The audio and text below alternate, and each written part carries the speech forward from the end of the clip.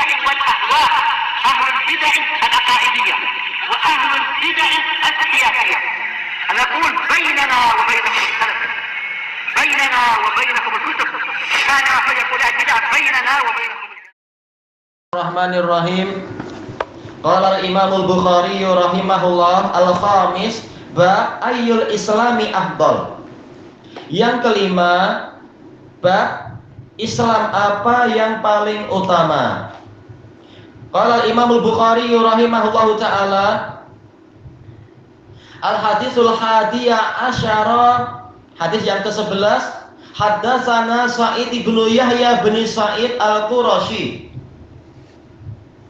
Qal haddatsana Abi, qal haddatsana Abu Burdah ibni Abdullah ibni Abi Burdah an Abi Burdah an Abi Musa radhiyallahu anhu qal qalu ya Rasulullah.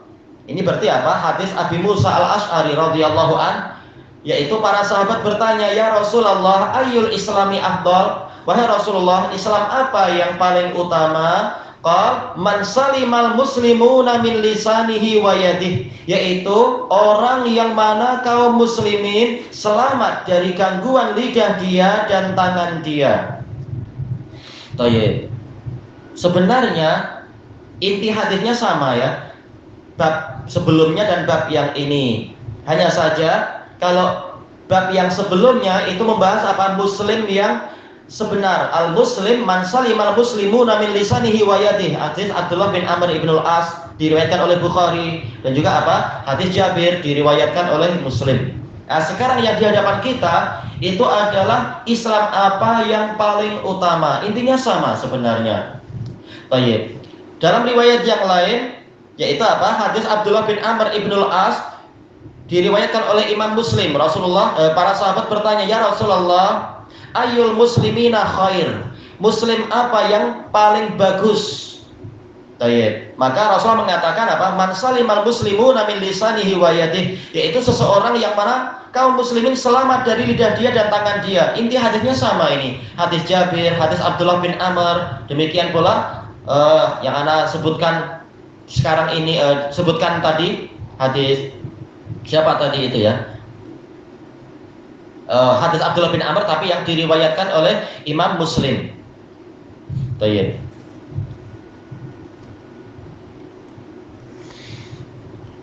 Diperselisihkan oleh para ulama, yaitu terkadang pertanyaannya Muslim apa yang terbaik, terkadang Islam apa yang paling utama. Terjadi perselisihan. Kalau Al-Hafidz Imam Ibnu Rajab Al-Hambali membedakan antara afdaliyah dengan khairiyah. Adapun kalau Al-Hafidz Ibnu Hajar mengatakan intinya sama, afdaliyah dan khairiyah intinya sama, yaitu yang nomor satu, intinya itu tak masalah. Intinya adalah sebagaimana yang dijelaskan oleh Al-Imam Al-Hafidz Ibnul Mulaqqin rahimahullah di dalam kitab beliau At-Tawdih, Syarah Al-Musnad, Syarah Jami'is Sahih Bukhari, bahwasanya hadis ini intinya adalah dorongan dan anjuran untuk kita tidak mengganggu kaum muslimin dan tidak mengganggu orang-orang di alam semesta ini. Intinya adalah itu, melaksanakan makna Islam, yaitu salamah, keselamatan. Tayyib, inilah pembahasan masalah bab-bab ini. Tayyib. Kemudian kita masuk kepada pembahasan sanadnya. Setelah membahas masalah babnya, sekarang membahas masalah sanadnya. Di sini Imam Bukhari mengatakan haddatsana Sa'id ibnu Yahya bin Sa'id al-Qurashi. Beliau ini Abu Utsman, Sa'id ibnu Yahya bin Sa'id al-Qurashi al-Umawi al-Baghdadi. Beliau tinggal di Baghdad. Beliau siqah. Ayahnya juga siqah. Tapi apa? Beliau lebih kuat daripada ayahnya. Mengatakan haddatsana Abi. Nah, ayahnya berarti siapa ini? Ayahnya adalah Yahya bin Sa'id bin Aban al-Qurashi al-Umawi al-Kufi. Tapi juga apa? Tinggal di Baghdad. Ayahnya siqah juga. Rawi kutubus sittah. Cuma apa? Si anak lebih hebat, dan ini kebanggaan ayahnya. Ayahnya hebat, anaknya lebih hebat. Pahalanya untuk ayahnya, ayah dan ibunya. Dan tidak layak seorang ayah dengki pada anaknya. Tapi biasanya ayah lebih suka kalau anaknya lebih hebat dari dirinya. Seperti apa? Nabi Yakub dengan Nabi dengan anaknya yaitu Nabi Yusuf. Adapun kebanyakan para muhaddisin yang lain, ayah itu lebih hebat daripada anaknya. Seperti apa? Imam Ahmad dan Imam Ahmad lebih hebat dari anaknya si Abdullah. Demikian pula Abu Hatim Ar-Razi dengan anaknya yaitu si Abdurrahman. Ayahnya lebih hebat daripada anaknya. Tapi semuanya adalah bintang-bintang nomor 1 di zamannya. Ini biasanya. Adapun di kalangan sahabat polanya seperti yang di hadapan kita. Seperti siapa itu? Abdullah bin Amr ibnul As. Dia hadisnya lebih banyak daripada ayahnya Amr ibnul As. Ini semua kebaikan dari Allah Ta'ala. Kemudian haddatsana Abi itu tadi. Siapa itu? Yahya bin Sa'id bin Aban al-Qurashi al-Kufi, tinggal di Baghdad. Siqah, banyak hadis. Dan kunyah beliau adalah Abu Ayyub. Qala haddatsana Abu Burdah. Menyampaikan hadis kepada kami siapa? Abu Burdah bin Abdullah bin Abi Burdah. Masya Allah ya kunyahnya. Abu Burdah ini namanya adalah Buraid bin Abdullah bin Abi Burdah. Meriwayatkan dari datuknya. Kunyahnya sama ya, Abu Burdah. Beliau ini siqah, walaupun ada sedikit kesalahan, siqatun lahu akhta. Tapi tetap beliau siqah, rawi kutubus sittah juga. Semua imam kutubus sittah meriwayatkan dari beliau. Siqah, kufiyun. An Abi Burdah yaitu datuknya. Jadi beliau kali ini bukan meriwayatkan dari ayahnya, tapi langsung dari datuknya Abu Burdah ini. Abu Burdah ini namanya adalah Harith bin Abdullah bin Qais, anak dari Abi Musa al-Ash'ari, anak dari sahabat. Abi Burdah ini siqatun faqih katsirul hadis. Ada cerita di dalam kitab Azkiyah punya Ibnul Jauzi, Abu Burdah ini, yaitu ketika si Hajjaj bin Yusuf menangkap para ulama banyak sekali, ulama yang disyaki ikut-ikutan melakukan pemberontakan bersama Abdurrahman ibnul Ash'as. Di antaranya yang ditangkap adalah Abu Burdah ini. Lalu Abu Burdah berkata kepada salah seorang pengawal. Sebelum itu beliau ditangkap dan kemudian dipenjara bersama banyak orang, diterik matahari sampai sekian hari, sampai kulitnya menghitam. Ketika ibunya datang, ibunya sampai tak kenal, emaknya tak kenal anaknya. Kasihan, memang Hajjaj bin Yusuf jahat. Sampai dia mengatakan, Umi, saya ini anakmu, saya Abu Burdah, saya Harith. Sampai ibunya tak kenal karena terik matahari dan sebagainya, mungkin tak mandi juga. Namanya disiksa oleh Hajjaj, jahat. Sampai kemudian di akhir-akhir hayat beliau bilang kepada salah seorang pengawalnya, yaitu saya siap membayar Anda 10.000 dirham. Tapi Anda beritahu kepada Hajjaj bin Yusuf bahwasanya saya sudah mati. Nanti setelah itu mayat saya tinggal dibawa keluar, lalu saya akan bebas, saya bayar Anda. Maka pengawalnya bilang, mana duitnya? Ya sudah, dikasih duit 10.000. Kemudian pengawalnya ini bilang kepada Hajjaj, ini si Abi Burdah telah meninggal dunia. Tahu-tahu Hajjaj mengatakan, orang besar macam dia kalau mati saya perlu tahu mayatnya. Wah, muskilah sudah. Akhirnya pengawal itu datang, ini bahwasanya dia mengatakan dia ingin tengok buktinya Anda mati. Mau tak mau saya memang harus membunuh Anda. Aduh, sudah dapat duit masih bunuh juga. Pengawalnya fasik juga. Tak tahu ini ulama besar. Akhirnya beliau menangis, lalu beliau menulis surat wasiat. Setelah itu beliau dicekik sampai mati, meninggal dunia secara terdolimi di dalam penjara itu. Ini Abu Burdah. Tapi alhamdulillah sebelum beliau meninggal, beliau banyak riwayat, menyampaikan hadis-hadis yang banyak. Hadisnya diriwayatkan oleh Bukhari, Muslim, Kutubus Sittah, Kutubut Tis'ah dan lain-lain. Di antaranya adalah hadis yang di hadapan kita ini, hadis yang sangat agung dalam masalah akhlak. Meriwayatkan dari ayah beliau yaitu Abu Musa al-Ash'ari radhiyallahu an. Abu Musa Abdullah bin Qais al-Ash'ari al-Yamani. Ash'ariyun, mereka tinggal di daerah Tihamah. Tihamah tidak jauh dari Hajur, daerah Tihamah. Abu Musa ini beliau ulama besar, beliau juga qadhi di zaman Umar bin Khattab, sampai di zaman Utsman dan sampai di zaman Ali bin Abi Thalib. Dan beliau ahli qiraah, sampai-sampai Rasulullah mengatakan tentang Abu Musa, apa itu? Laqad utiya hadza min mazamiri ali Dawud. Sungguh orang ini telah diberi sebagian dari seruling keluarga Dawud. Bukan betul-betul seruling, Nabi Dawud tidak meniup seruling. Tetapi apa? Nabi Dawud beliau membaca mushaf beliau, yaitu Zabur, dengan bacaan yang sangat indah, sampai gunung-gunung pun ikut berzikir bersamanya, burung-burung juga berhenti di udara ikut berzikir bersama Nabi Dawud. Nah, ternyata di umat ini ada yang memiliki pola seperti itu sebagai karamah, yaitu Abu Musa al-Ash'ari. Nah, sekarang Abu Musa bercerita, qalu ya Rasulullah ayyul islami afdal. Mereka bertanya, wahai Rasulullah, Islam apa yang paling utama? Ini menunjukkan semangatnya para sahabat untuk berlomba-lomba dalam kebaikan. Bukan sekedar sudah saya syahadat saja, yang penting nanti masuk surga. Tak, para sahabat ingin berlomba-lomba mencari kebaikan agar masuk surga dengan derajat yang tertinggi. Atau juga apa? Agar pahalanya banyak, karena nanti di akhirat segalanya itu akan dikisos. Kisosnya bukan lagi dengan harta, tetapi dengan apa? Dengan kebaikan dan keburukan. Kalau kita hanya punya syahadat, kita tak punya banyak amal soleh untuk membayar hutang-hutang kezaliman, boleh jadi kita akan celaka, masuk neraka lebih dulu. Na'udzubillah. Sebagaimana diriwayatkan oleh Imam Al-Bukhari di dalam kitab beliau Khalqu Af'alil Ibad, dan juga para ulama yang lain dari Jabir bin Abdillah.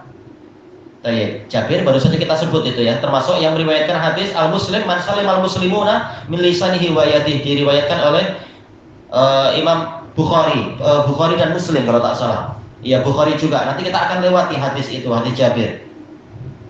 Nah, Jabir ketika beliau mengatakan apa? Saya mendengar suatu hadis yang hanya dimiliki oleh Abdullah bin Unais. Kemudian apa? Kemudian beliau pun membeli seekor unta untuk mengadakan perjalanan sebulan dari Madinah ke Syam. Ini menunjukkan semangat beliau untuk mencari hadis, sampai apa? Beli kendaraan, beli unta, perjalanan sebulan, bukan tidur-tidur di atas kapal terbang, bukan. Hadisnya tentang apa itu? Yang mana Abdullah bin Unais mendengar Rasulullah SAW bersabda bahwasanya nanti di hari kiamat Allah memanggil seluruh hamba dengan panggilan yang bersuara. Allah, kalamullah, ada suaranya. Kemudian mengatakan anal malik anad dayyan la yahillu li ahadin min ahlil jannah an yadkhulal jannah wa alaihi matlimah wa kadzalika ahlun nar hatta aqtassa bainahum. Aku adalah raja yang sebenar, aku adalah penegak pembalasan yang sebenar. Tidak halal bagi seorang pun dari penduduk surga untuk masuk ke dalam surga sampai aku tegakkan wa alaihi matlimah, dalam keadaan dia masih punya kezaliman. Demikian pula penduduk surga tidak boleh masuk surga dalam keadaan dia masih punya hutang kezaliman, hatta yuqtassa bainahum, sehingga dikisos di antara mereka. Lalu para tabi'in, para sahabat bertanya kepada Rasulullah SAW, dengan apa dikisos, sementara waktu itu manusia dikumpulkan dalam keadaan tidak memakai pakaian, dalam keadaan tidak berkhitan, wa buhman, tidak punya apa-apa. Maka Rasulullah menjawab bil hasanati was sayyiat, dengan kebaikan dan keburukan. Makanya para sahabat mereka tahu bahwasanya mereka sangat memerlukan kebaikan dan sangat memerlukan untuk menghapus keburukan agar bebannya itu ringan ketika datang di hari kiamat. Maka di antara caranya bagaimana? Bukan hanya memilih dasar Islam, tapi memilih Islam yang paling utama, yang paling baik. Inilah semangat sahabat. Mereka ingin yang utama, amalan paling utama, karakter yang paling utama. Ternyata di sini Rasulullah SAW memberikan jawaban yang melegakan dan nampak sangat ringan. Jawabannya apa? Man salimal muslimuna min lisanihi wa yadihi. Takdirnya apa? Islamu man salimal muslimuna min lisanihi wa yadihi. Islam yang paling utama adalah Islam dari orang yang mana kaum muslimin selamat dari lidah dia dan tangan dia. Ini nampak ringan. Itulah Islam yang paling utama. Tak perlu keluar duit banyak, tak perlu tenaga banyak. Yang penting apa? Jaga diri Anda jangan sampai menyakiti kaum muslimin. Ini ringan, dan memang asal agama Islam adalah ringan. Namun prakteknya, karena kita punya hawa nafsu, kita bukan orang yang maksum, prakteknya sangat susah. Seperti apa? Menjaga lidah dari menyakiti kaum muslimin. Ini susah. Berapa banyak orang yang tidak sabar ketika orang lain bersikap tidak seperti yang diinginkan, lalu dia mencaci maki, lalu dia mengutuk. Padahal apa? Saudaranya atau kerabatnya sudah berusaha baik, cuma manusia punya kekurangan. Lalu dia kutuk-kutuk, dia caci maki, atau dia gunjing, diceritakan ke seluruh negara barangkali atau apa. Ternyata menjaga ini susah, melaksanakan hadis ini susah bagi orang yang tidak belajar dan tidak bertakwa kepada Allah. Segalanya apa? Dikutuk, segalanya dicaci maki, segalanya diaib-aibkan. Ini bukan hanya orang jahil, bahkan orang yang sudah banyak ilmu pun mengalami itu. Demi apa? Menjatuhkan orang lain. Dia mengatakan, oh orang ini tak guna pakai. Oh dia kalau menulis cuma ambil dari laptop saja. Oh dia sendiri tak pandai itu. Intinya apa? Saya lebih baik, saya lebih pandai, saya lebih hebat. Intinya untuk mengagungkan diri sendiri. Lidahnya digunakan untuk memburuk-burukkan orang lain.